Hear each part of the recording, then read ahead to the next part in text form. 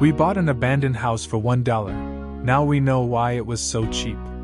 The screaming started at 3:17 a.m. Emily's voice echoed up the narrow basement stairs. "Jack, don't come down here!"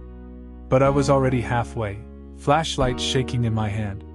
The beam caught the old stone walls, the cracked cement, the low door at the bottom that hadn't been there yesterday. Something was tugging her, pulling by the ankles, inch by inch, into that black square cut into the wall like a mouth. The air smelled like pennies and wet dirt.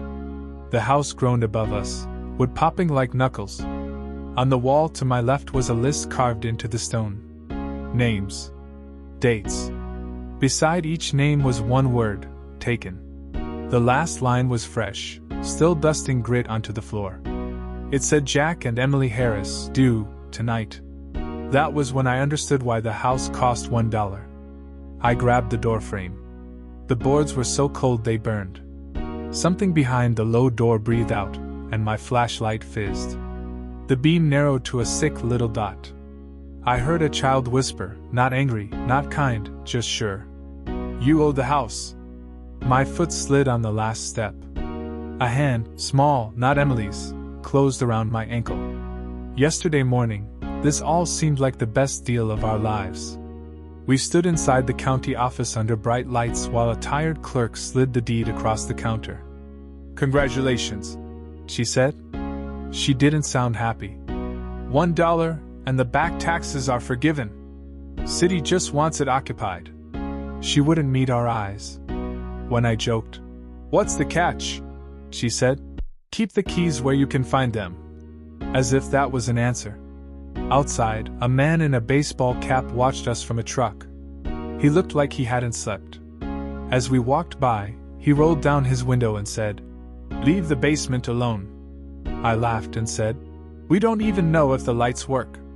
He didn't laugh back. The house sat at the end of a quiet street, 2 stories of peeling white paint and a roof that dipped like a tired back. It had a wide porch with a swing that faced the dead oak in the yard. The mailbox leaned. The number on the porch post was faded, but you could still make out 117. The door opened with a sigh like someone had been holding their breath. Inside was dust and old sunlight. Every step stirred gray flakes that looked like ashes. The living room had a fireplace filled with bricks and a mirror over it that showed you a half-second late. If I raised my hand, I saw it in the mirror just after. I told Emily it was the glass settling. "Old houses do weird stuff," I said. She tucked a strand of hair behind her ear and smiled in a brave way. "It's ours," she said. "For $1. We cleaned. That was the low part, the normal part. We opened windows and carried out broken chairs and a TV from the 90s with a fake wood frame.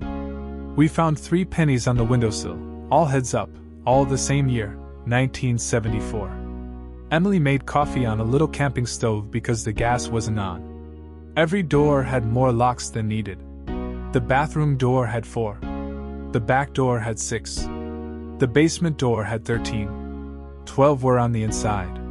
By afternoon, the house felt lighter. We put our mattress on the floor because the bed frame didn't fit up the narrow stairs. We hung a sheet in the window.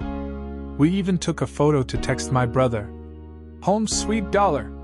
In the photo, between us, in the window behind, was a face. A small one. Round eyes.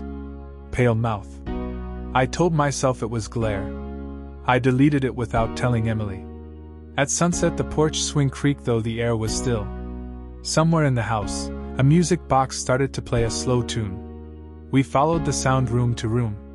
When we opened the hall closet, a chill came out like a living thing. On the top shelf sat a tiny blue box with a ballerina that turned and turned without winding. We closed the door. The tune kept going. "It's stuck," I said.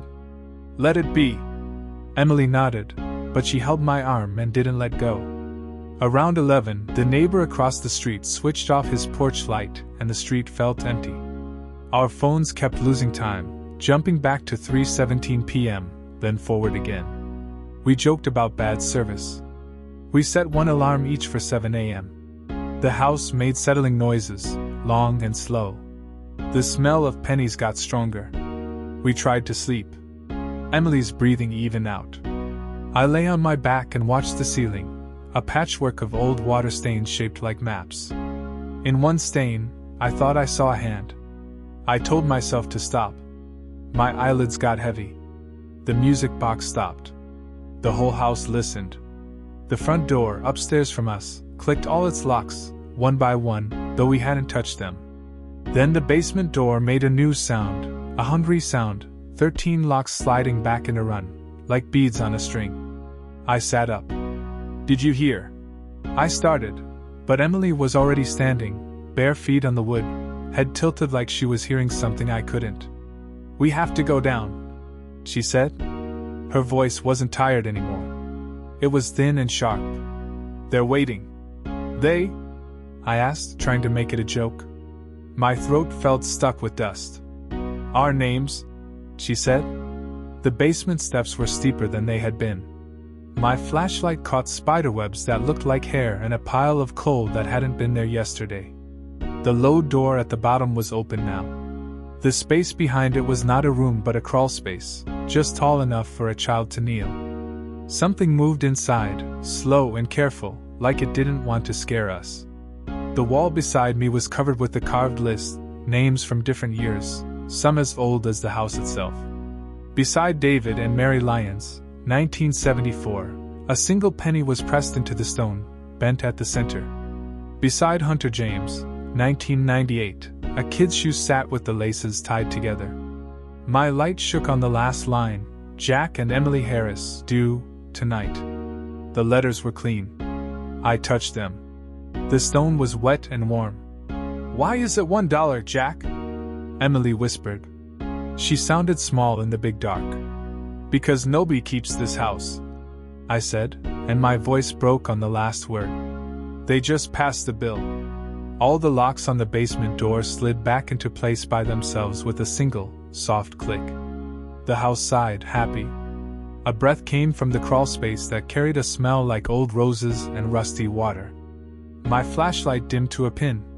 And then that whisper right against my ear. "It's 3:17. Something cold wrapped my ankle and pulled. Emily grabbed my hand. I grabbed the doorframe. The wood dug splinters into my palm. The list of names glittered with a thin sheen like sweat. Footprints appeared on the stairs, 1, 2, 3, as if a child was climbing up from the crawl space. Each wet print began to glow faintly, like the numbers on a clock. I lifted my head and a small face leaned into the flashlight's weak circle. It wasn't the glare from the photo. It was real. A mouth opened. It knew Emily's name. And the lights in the whole house went out. Black came down like a curtain. I couldn't see my hand. The air turned colder than ice water. Emily squeezed my fingers so hard it hurt. "Don't let go," she said. The small face moved closer to my flashlight's dying dot. It was a boy, about 8, hair slicked to his forehead like he'd just come in from rain. His mouth didn't move, but I heard him anyway, inside my head and right next to my ear. "You signed," he said. "You owe the house." I jerked my leg. The cold hand on my ankle slid away like it was made of smoke. The basement steps lit up one by one with that soft green glow, and for a second I saw a path out. I hauled Emily up the stairs. We hit the top and slammed the basement door.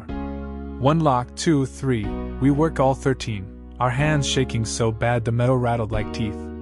The moment the 13th lock clicked, the music box upstairs began to play again. Slow and sweet, like it was proud of us for losing. "Out," I said. "Now." We ran barefoot through the living room. The front door locks were already swinging shut by themselves, slick and quick. I reached the last bolt just as it slid. I caught it with my thumb, forced it back, and threw my shoulder into the door. It popped open into the cold night. We blew onto the porch like we had been coughed out. Across the street, the same man in the baseball cap was on his porch, hand on his phone. "You made it to the first night," he said, like he was calling a score. "Don't go back until sunrise." We stood in the yard with our chests heaving. The porch swing creaked by itself. The dead oak didn't move. I looked at my phone. 3:17 a.m., blinking, then 318, and the second it hit 319 the house behind us gave a long, unhappy groan, like a door closing far away. The smell of pennies lifted. The night felt normal again, and that almost scared me more. We sat on the curb. The man crossed the street with a paper cup of coffee and handed it to Emily. He didn't offer me one. Up close, I could see the lines in his face, a jaw that clenched even when he wasn't talking. "My name's Mark," he said. "I used to own 117. "Used to?" I asked. He stared at the porch. I left. The house didn't notice yet. He told us things in a flat voice, like he'd said them too many times. "Don't say the time out loud when it starts.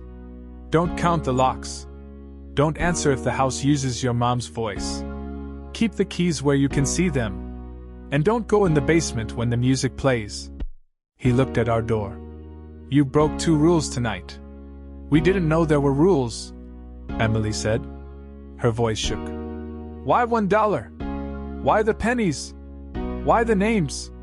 "Debt," Mark said. "It's a house that runs on dues. Somebody long ago promised something to keep it from falling, and they paid with people, not money. Every time the city tries to tear it down, it pays itself off. $1 is just the pen you sign with."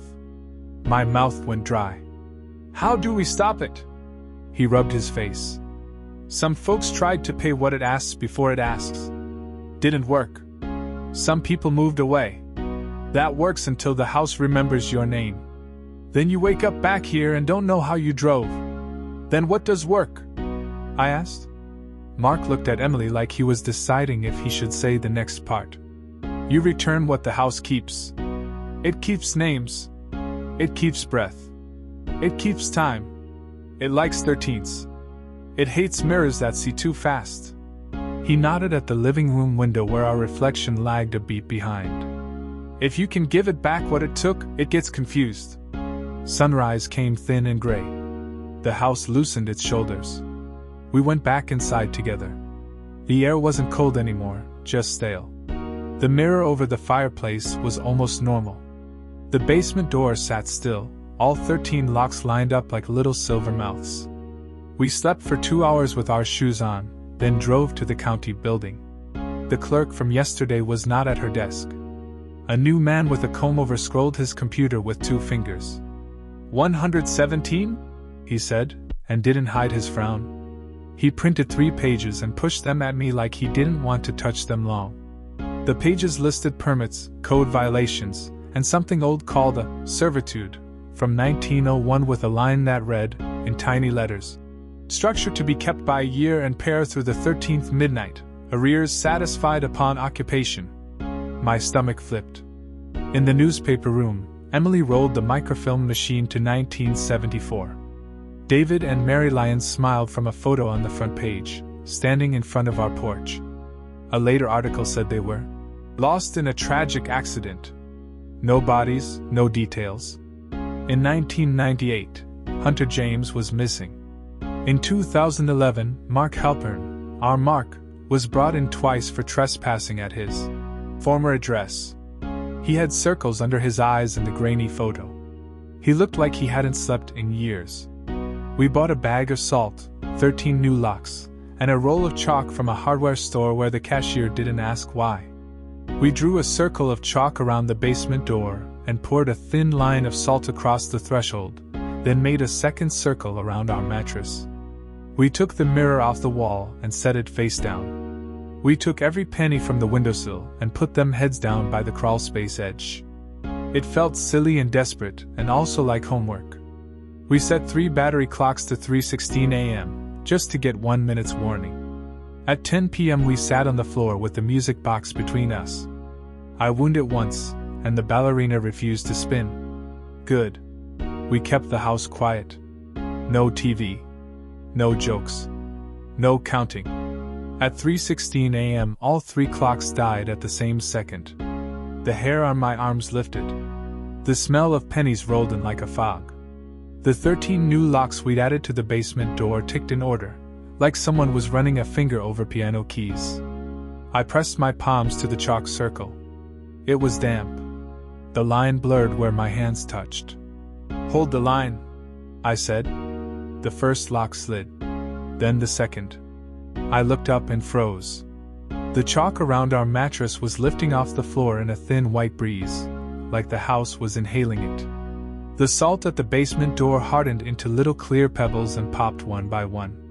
The mirror we'd laid face down hummed like a refrigerator.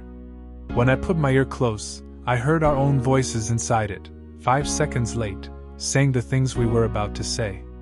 "Jack," Emily whispered. "It learned us."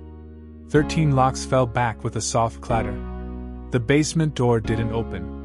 Instead, the hall closet opened by itself, the tiny ballerina music starting slow and syrupy. Cold air poured out, carrying a smell like wet iron and roses. The closet was only coats and a shelf and darkness, and then the shelf lifted like it was on a hinge, revealing a second crawl space we hadn't seen. Child-sized.